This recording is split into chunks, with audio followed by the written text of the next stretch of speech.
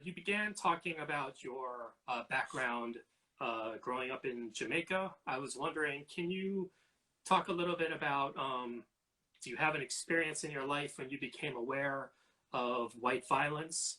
And did your early life in Jamaica give you an awareness of this phenomenon? What I'd say is that growing up in Jamaica, the paradigm case of white violence are really in the slave period, because as I said, it's a former slave society, and Jamaica on a per capita basis is supposed to, I think, have the record of the most slave revolts in the region.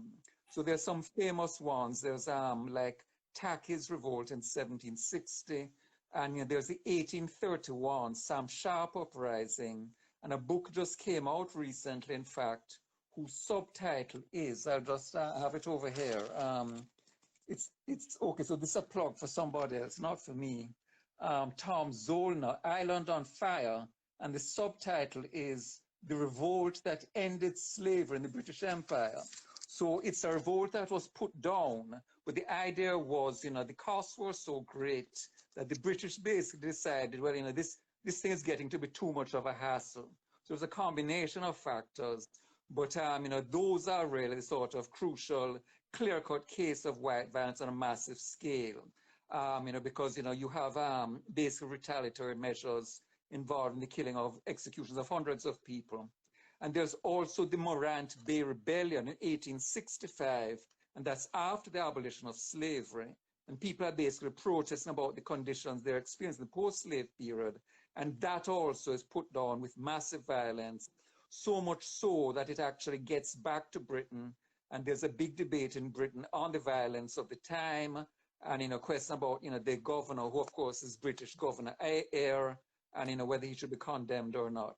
So those outside are the sort of paradigm cases of white violence in the region, in the slave period. And then once you get independence, or leading up to independence, it becomes more complicated, because as Daria was saying, there's an overlap, obviously, since ex-slaves will be those at the bottom of the social ladder. So there's an overlap between blackness and class and color. And in Jamaica and many of the Latin countries, you get light-skinned people such as myself, having a relatively privileged social position, and then especially after independence. So it's not a sort of as clear-cut as in the US. And there's a famous Jamaican anthropologist, a guy called M.G. Smith, and he said they're basically sort of three social tiers: the white, the brown, and the black.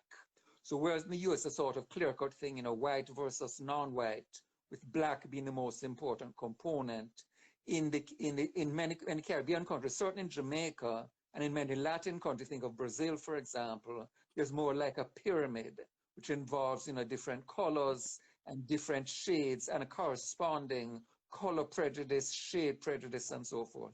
Right. Okay, good. Very, very interesting. Thank you for sharing that.